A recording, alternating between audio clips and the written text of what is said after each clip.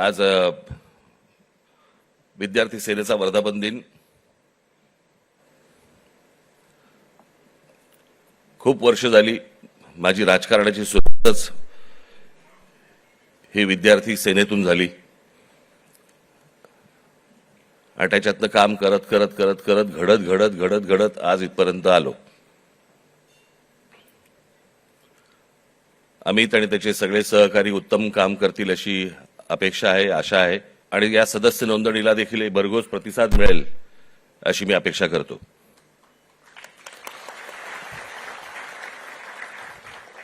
आज एवढ्या मोठ्या आंदोलनानंतर आज इतक्या लगेच विद्यार्थ्यांच्या आंदोलनानंतर लगेच इतक्या लवकर विद्यार्थी सेनेचा वर्धापन दिन आलाय।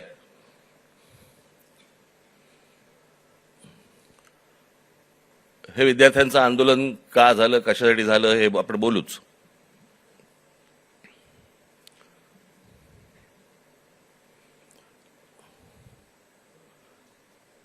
परंतु मी ज्या वेळेला कामाला सुरुवात केली त्यावेळेला काळ वेगळा होता, विषय वेगळे होते, आत्ताचे विषय वेगळे आहेत। त्यावेळेचा तरुण वेगळा होता, आत्ताचा तरुण वेगळा आहे। तेव्हाचे विद्यार्थी वेगळे होते, आत्ताचे विद्यार्थी वेगळे आहेत।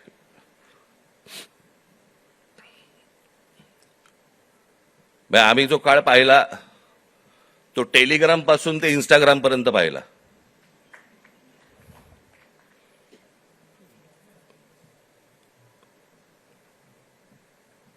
आणि आत्ताच्या ह्या सगळ्या काय जेनझी म्हणजे 97 पासून जे जन्माला आले ते 2011 पर्यंतचे, बरोबर ना? 12 पर्यंत तेच ते।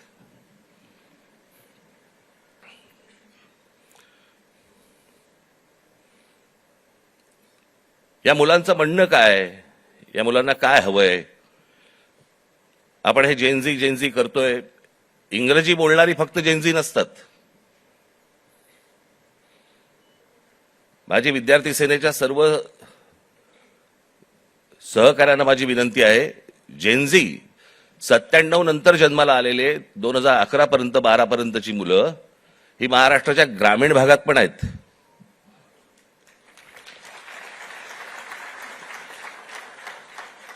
मुंबई पुण्याचे दिल्लीचे फक्त जेनझी नसतात किंवा नाहीत। या मुलांच्या अपेक्षा काय आहेत, आशा काय आहेत, यांना काय हवंय? मला असं वाटतं ही गोष्ट समजून घेणं गरजेचं आहे। काही जुन्या ज्या काही भ्रामक कल्पना ज्या होत्या मला असं वाटतं त्याही आता आपण सोडून दिल्या पाहिजेत। आमच्या काळामध्ये आम्ही त्यावेळेला लहान असताना आमचे आई वडील सांगायचे, डोक्याला रात्री झोपताना तेल लावत जा, बुद्धी तल्लख होते। एका माणसाने आयुष्यभर केसाला तेल चोपडलं पण बुद्धी नाही आली।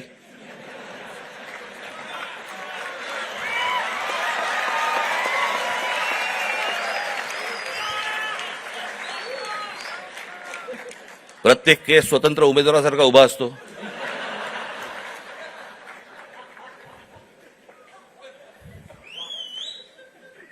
आणि हे म्हणे शिक्षण आणि तंत्रज्ञान मंत्री।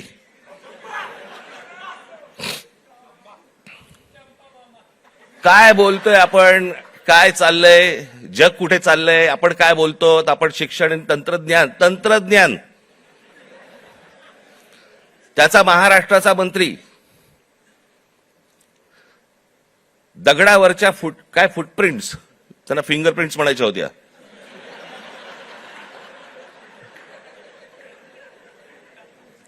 ते म्हणे आता लिंक आधारशी करणार। कसं?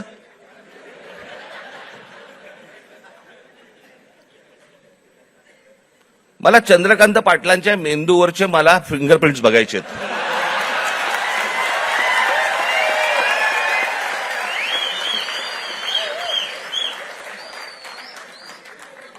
कोल्हापूरकरांनी ज्ञान मिळावं म्हणून या माणसाला कोल्हापूरवरनं पुण्यात पाठवलं, जिकडे बाबा शिक्षणाचं बाहेरघर आहे। तिथेही काही नाही झालं, तिथेही काही नाही झालं। आता असे शिक्षण मंत्री म्हटल्यानंतर जेनझींचा पारा सणकणार की नाही सणकणार, चढणार की नाही चढणार? की ही अशी माणसं आमच्या नशिबी आणून तुम्ही ठेवली आहेत. आत्ताच मी एक पंतप्रधानांचं आत्ता आलेलं काहीतरी एक निवेदन आत्ता मी पाहून आलो.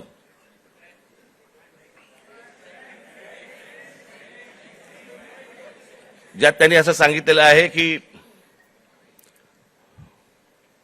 ज्या प्रकारचे व्हिडिओज आणि ज्या प्रकारची भाषा वापरली गेली ती अयोग्य आहे. मला मान्य आहे.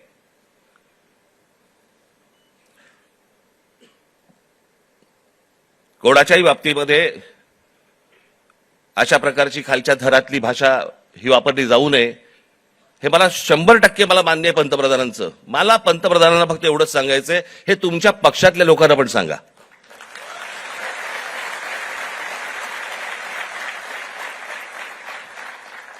महात्मा गांधींपासून जवाहरलाल नेहरूंपासून इंदिरा गांधींपासून आतापर्यंत सगळ्यांपर्यंत आमच्यापर्यंत ज्या प्रकारची तुमची ट्रोलची जी काही टीम प्रत्येक राज्यांमध्ये जी बसवलेली आहेत, लोक बसवलेली आहेत, ते कोणत्या भाषेमध्ये आणि कोणत्या गोष्टी करत असतात मी पाहत नाही.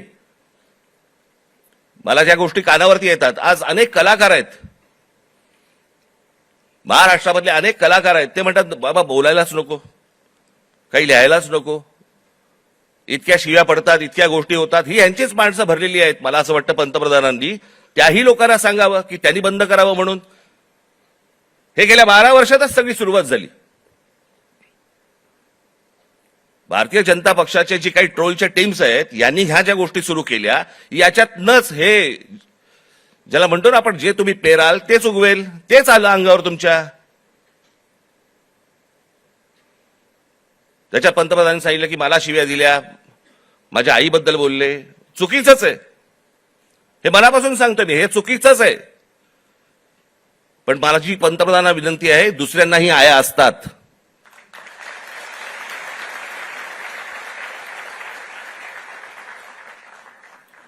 हे तुम्ही तुमच्या पक्षातल्या लोकांना देखील हे सांगितलं पाहिजे की तुम्ही मर्यादा पाळल्या पाहिजेत.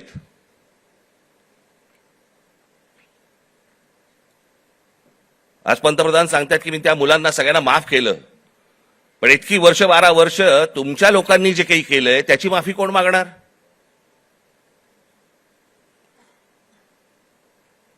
जे विद्यार्थी तरुण तिकडे जंतर मंतरला बसले होते, त्यांची डोकी फोडली, ज्यांना लाठ्या काठ्या मारल्या, त्याचे आदेश देणारे जे लोक होते ते कधी माफी मागणार?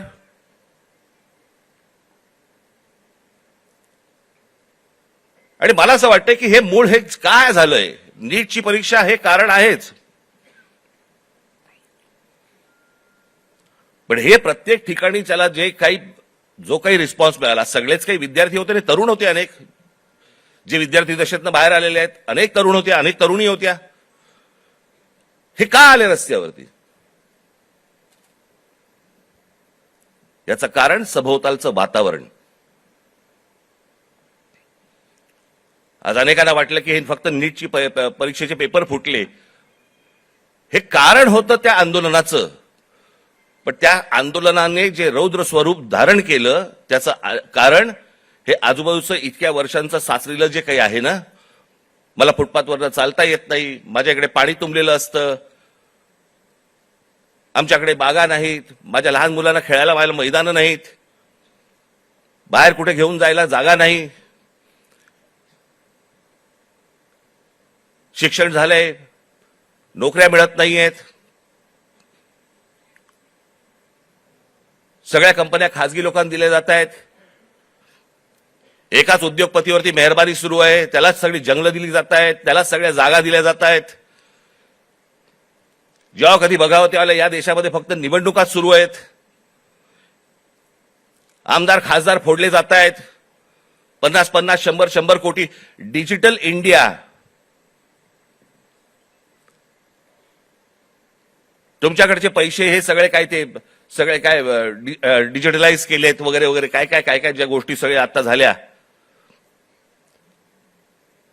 मग हे आमदार खासदार फुटतात त्यावेळेला कुठे स्वाईप करतात?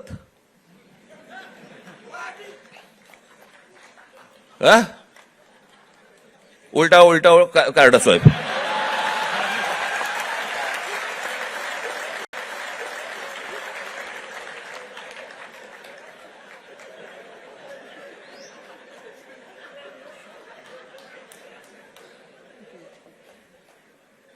हे पैसे कुठे देतात मग? हे सगळं जे आहे हे सगळं साचलंय, हे सगळं साचलंय. त्या सगळ्या गोष्टींचा उद्रेक आता बाहेर येतोय. तो येणार, अजून येणार.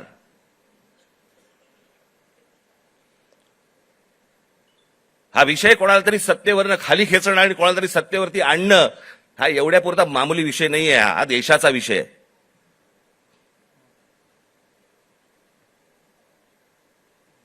हा देशाच्या भविष्याचा विषय आहे. देशातल्या विद्यार्थ्यांच्या, तरुणांचा भविष्यातला विषय हा. काय होणार आहे त्यांचं? आज माझ्या महाराष्ट्रातल्या ग्रामीण भागामध्ये, देशातल्या आज ग्रामीण भागामधला तिकडचा तरुण, तिकडच्या तरुणी काय करत असतील दिवसभर? काय विचार करत असतील? तो तिकडचा तरुण ज्यावेळेला विचार करत असेल की बाबा माझ्या बाजूच्या घरामध्ये एकाने, शेतकऱ्यांनी, माझ्या वडिलांचे मित्र होते, त्यांनी आत्महत्या केली, त्यांच्या अंत्यविधीसाठी तो मुलगा जाणार, विचार काय करणार? हे माझ्या वडिलांच्या मनामध्ये येऊ नये. मग याच्यासाठी मी काय केलं पाहिजे? मग मी शहरात गेलं पाहिजे. मग शहरात गेल्यावरती काय होणार माझं? मला कुठून नोकरी मिळणार? मला कुठून शिक्षण मिळणार? माझं पुढे काय होणार?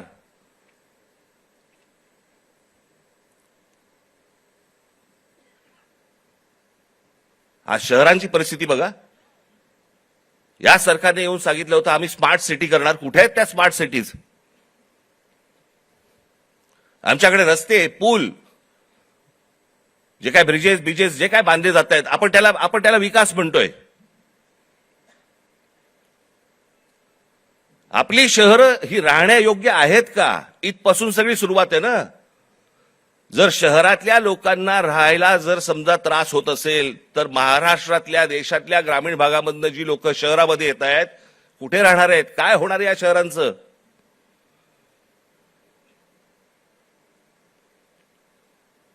मी आता एक जस्ट तुमच्यासाठी म्हणून एक आकडा म्हणून आणलाय. आजची देशाची शिक्षणाची परिस्थिती हे वर्तमानपत्रांमध्ये आलेलं, हे वेबसाईटवरनं काढलेलं, अनेक गोष्टींमधनं आलेलं, हे त्याच्यातनं मी हे तुमच्यासमोर मांडतोय. आजची देशाची शिक्षणाची परिस्थिती काय आहे? देशातील 1 लाख शैक्षणिक संस्थांमध्ये मुलींसाठी स्वच्छतागृह नाही. 1 लाख. 15,000 शाळांमध्ये पिण्याच्या पाण्याची सुविधा नाही. 2004 मध्ये 8 लाख शिक्षकांची पदे जी रिक्त होती ती 2026 मध्ये ही संख्या 10 लाखावरती पोहोचलेली आहे. शिक्षक हवे 10 लाख. 23 ला जॉईंट एंट्रन्स एक्झाम परीक्षार्थ्यांसाठी फक्त 1 लाख जागा उपलब्ध आहेत. 2014 मध्ये 3 लाख विद्यार्थी परदेशात शिक्षणासाठी गेले होते. 2014 ला 3 लाख.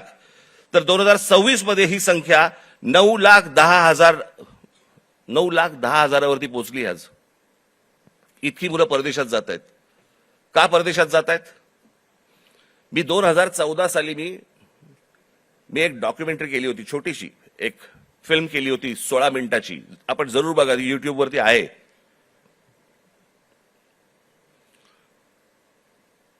त्याच्यामध्ये मी म्हटलं होतं की शिक्षण इथे पण मिळू शकतं, नोकरी कदाचित इथेही मिळू शकते. ही मुलं परदेशात का जात आहेत? ही सगळी मुलं परदेशात जात आहेत याचं कारण सभोवतालचं वातावरण. मी माझ्या घरातनं बाहेर पडल्यावरती मला आनंद मिळाला पाहिजे की मी काय शहरामध्ये राहतोय, काय सुंदर रस्ते आहेत, काय चांगले फुटपाथ आहेत, काय चांगल्या बागा आहेत, काय चांगली मैदान आहेत, स्पोर्ट्स कॉम्प्लेक्स आहे. मला प्रत्येक गोष्टीला वाव आहे. मग आमच्याकडे ही गोष्ट का नाहीये? आज कित्येक चित्रकार, कित्येक खेळाडू आज आमच्या ग्रामीण भागामध्ये आहेत. वावच नाही. काय करायचं पुढे माहिती नाही. कोणाला भेटायचं कल्पना नाही. हे जे सगळं साचलंय ना, हे साचलेलं सगळं बाहेर येतंय. नीटचे पेपर फुटण्याचा राग आहेच, पण हे जे बाकीचं जे साचून ठेवलेलं आहे ना, त्याचं काय करणार आहात?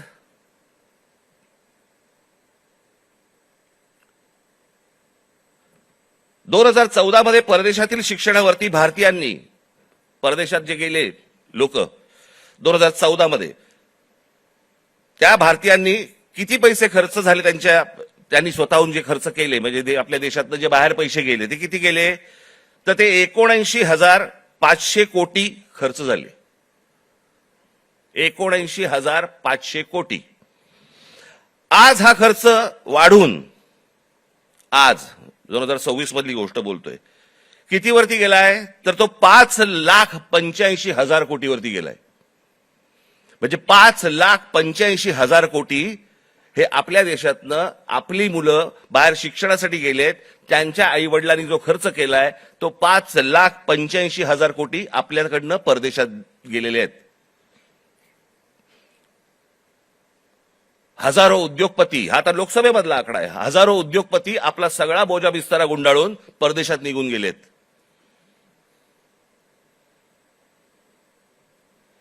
अहो एवढं कशाला? ज्यांनी मोदींवरती चित्रपट काढला होता, नरेंद्र मोदींवरती चित्रपट, आणि ज्याच्यामध्ये नरेंद्र मोदींची ज्यांनी भूमिका केली होती तो विवेक ओबेरॉय,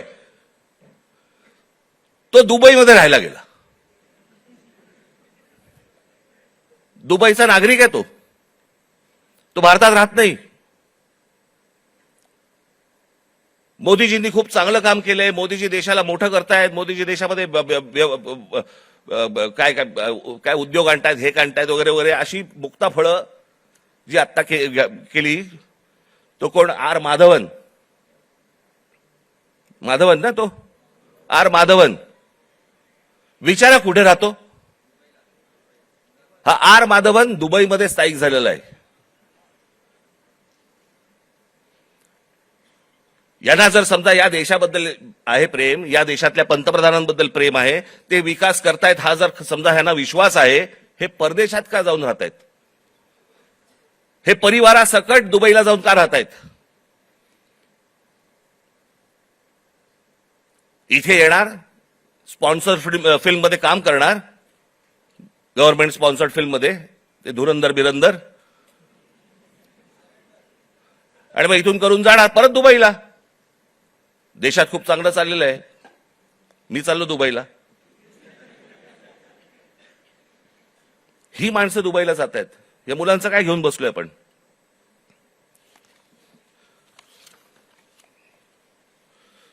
दोन 2004 मध्ये काँग्रेस सरकार ज्या वेळेला होतं त्यावेळेला शिक्षणावरती खर्च किती होता? 3.2%.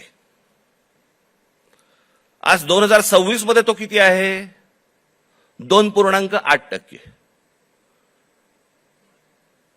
म्हणजे शिक्षणावरती जेवढा खर्च व्हायला पाहिजे, अमेरिकेमध्ये जाऊन बघा, युरोपमध्ये जाऊन बघा, शिक्षणावरती काय प्रकारचा खर्च करतायत. आज त्या मुलांना, त्या विद्यार्थ्यांना, त्या मुलांना त्यांची स्वप्न, त्यांना काय म्हणायचंय, त्यांना काय सांगायचंय, त्या प्रत्येक गोष्टींसाठी, प्रत्येक स्वप्नांसाठी त्यांच्याकडे वाटा आहेत. आज पंतप्रधान सांगतायत, त्यांच्या निवेदनामध्ये बोललेत की ही विद्यार्थी हे सगळे जे आहेत हे चुकीच्या रस्त्यावरती भरकटलेले आहेत. चुकीच्या रस्त्यावरती. मी एक ओशोंचं एक वाक्य ऐकलं, मी वाचलं होतं ज्यावेळेला, मी त्यातलं एक वाक्य होतं ओशोंचं, फार छान वाक्य होतं.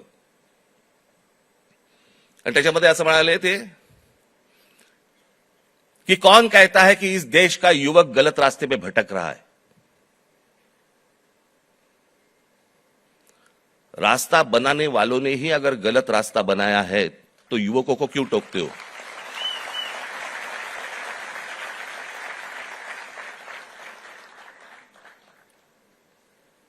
ते चुकीच्या रस्त्यावरती नाही आहेत. त्यांच्या आशा, अपेक्षा, महत्वाकांक्षा या सगळ्या मारल्या जात आहेत.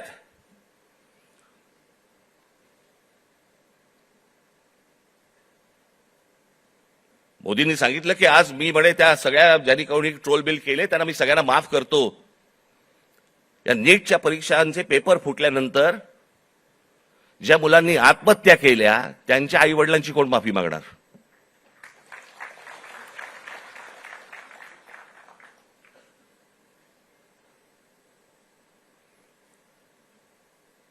हा देश नीट समजून घेतला पाहिजे.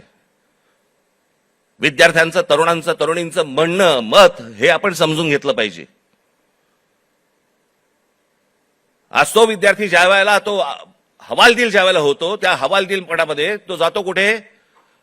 मग देवाकडे प्रार्थना करायची, मला नोकरी लागू देत, मला काम मिळू देत, मला पैसे मिळू देत, नोकरी लागल्यावर माझं लग्न होऊ देत. त्याची स्वप्न असतात. मग तो विचार करतो की बाबा देवळात जाऊ, आपण देवासमोर नतमस्तक होऊ. त्याच्या लक्षात येतं, अरे त्या देवळातच चोऱ्या व्हायला लागल्यात. देवळात चोऱ्या. राम मंदिरासारखं इतकं भावनिक दृष्ट्या महत्वाचं असलेलं एक राम मंदिर उभं राहतं आणि त्या राम मंदिरामध्ये 1400 कोटी, आता नुसता जस्ट आकडा आलेला आहे, 1400 कोटी रुपयांची चोरी होते.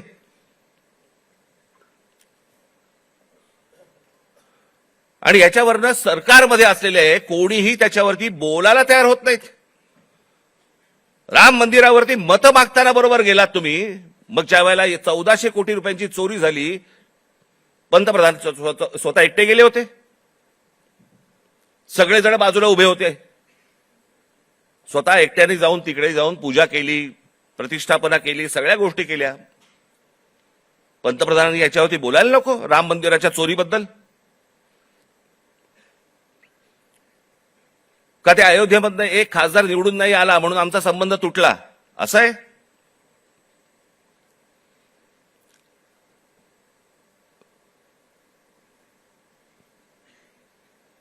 आज तो हवालदिल झालेला जो तरुण आहे, तो या सगळ्या मंदिरांचा रस्ते पकडतोय.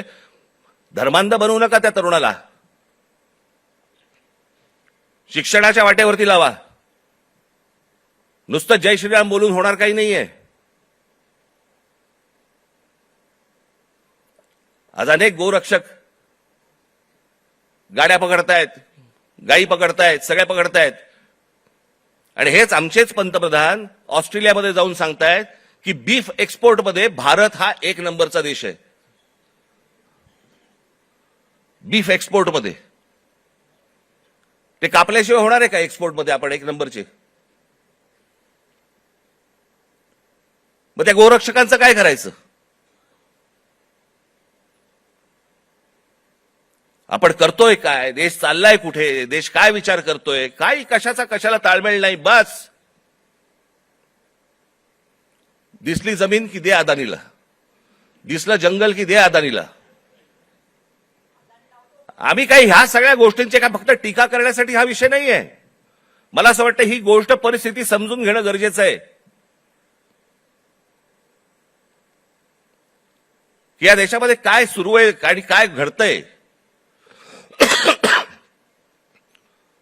मी आज अजून एक गोष्ट तुमच्या समोर आणणार आहे. माझे पत्रकार बांधव इथे आलेले असतील, तुम्ही विचार करा. आपण जातो, श्रद्धेने जातो, मंदिरात जातो, आपण काही दानपेटीमध्ये टाकतो, ज्याच्यावरती या देशाच्या सगळ्या मंदिरांमध्ये लाखो कोटी रुपये जमा होतात. काय होतात त्याचं, काय होतं काय नाही माहित नाही. त्याचे ट्रस्ट असतात, त्याचे ट्रस्टी असतात सगळे. मग त्याच्यातनं आपल्याला कळतं चोऱ्या होत आहेत. आता हे प्रकरण घ्या. पत्र आहे प्रति माननीय श्री एकनाथ शिंदे साहेब, उपमुख्यमंत्री महाराष्ट्र राज्य. विषय सिद्धिविनायक मंदिर न्यास मधील दानपेटीची चोरीबाबत वरिष्ठ पातळीवरती चौकशी करण्याबाबत. जिथे आपण श्रद्धेने जातो, जिथे दानपेटीमध्ये आपल्याकडे भाविक जातात आणि पैसे टाकतात,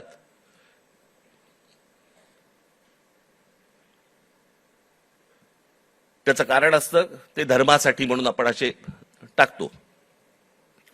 महोदय, आम्ही स्वाक्षरी करणारे सर्व सिद्धिविनायक न्यास मंदिर प्रभादेवी मुंबई येथील विश्वस्त आहोत.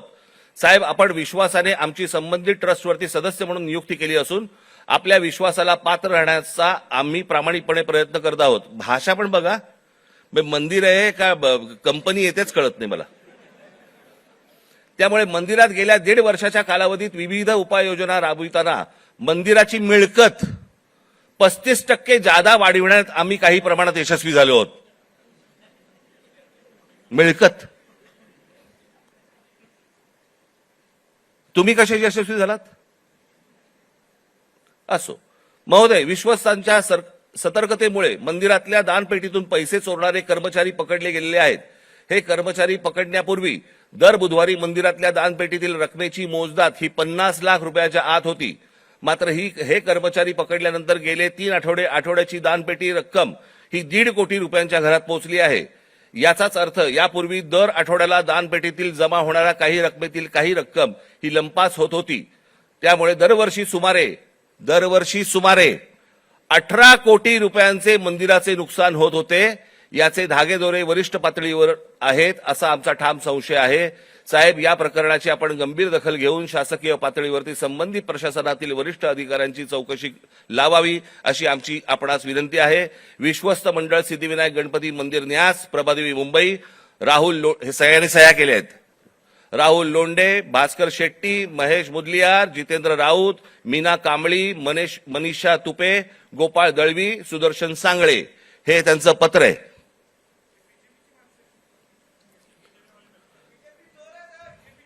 हे सगळं म्हणजे 18 कोटी रुपये दर वर्षाचे सिद्धिविनायक मंदिरामधनं चोरी होतीये. आपण भाबडेपणाने भाविकपणे आपण तिकडे जातोय, दानपेटीमध्ये आपण टाकतोय. हे असल्या चोऱ्या होत आहेत. ही माणसं सगळी मंदिरं लुटतायत. हाच तो तरुण, हेच ते विद्यार्थी परीक्षांच्या वेळेला नोकरीसाठी मंदिरामध्ये जातायत, पायऱ्या झिजवतायत, सांगतायत देवाला मला नोकरी मिळू देत, आणि त्याच मंदिरामध्ये चोऱ्या होत आहेत. तिकडचेच विश्वस्त चोऱ्या करतायत. तिकडचीच माणसं चोऱ्या करतायत. हा आमचा धर्म, ही आमची धर्माची मंदिरं. सरकारवरती विश्वास ठेवता येत नाही म्हणून मंदिरात जावं तर मंदिरावरती विश्वास ठेवता येत नाही. ही जर समजा देशाची परिस्थिती असेल, होईल काय? रस्त्यावरतीच उद्रेक होईल.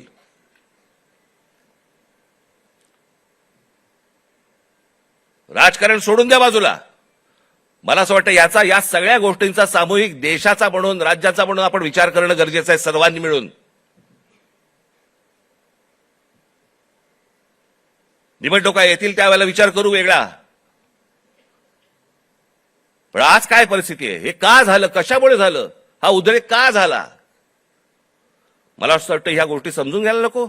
अनेक बारीक त्याला लेयर्स आहेत, पापुत्रे आहेत. ते पापुत्रे चढत त्याची वडी झालेली आहे. मला असं वाटतं ही गोष्ट सरकारने समजून घेणं गरजेचं आहे. आज मनातल्या तरुणांच्या, विद्यार्थ्यांच्या आशा, आकांक्षा, महत्वाकांक्षा या मला असं वाटतं विद्यार्थी सेनेने समजून घेणं गरजेचं आहे. नोंदणी होत राहील,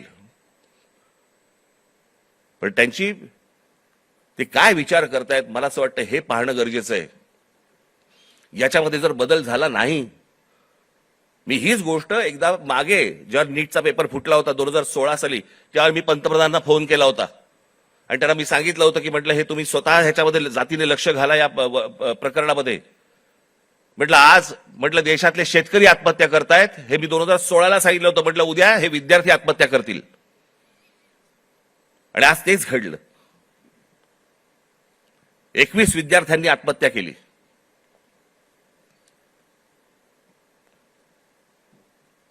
सदस्य नोंदणी ही तर कराच, पण मला असं वाटतं ह्या शिक्षण क्षेत्रामध्ये आमूलाग्र बदल होणं गरजेचं आहे.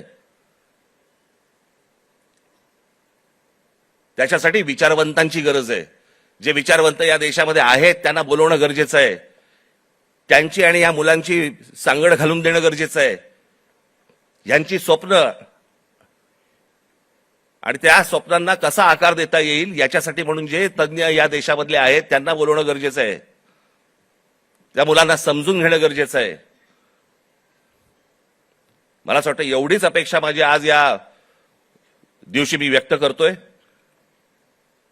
आज या विद्यार्थी सेनेच्या मुलांनी, सर्वात तरुणींनी या महाराष्ट्रातल्या विद्यार्थ्यांची अपेक्षा, आशा, आकांक्षा या समजून घ्याव्यात आणि त्याला आकार देण्याचा मला असं वाटतं जास्तीत जास्त प्रयत्न करावा. भविष्यातल्या तुमच्या सगळ्या वाटचालीसाठी माझ्याकडनं मनपूर्वक तुम्हाला सर्वांना शुभेच्छा देतो आणि आपणा सर्वांची विरजा घेतो. धन्यवाद. जय हिंद, जय महाराष्ट्र.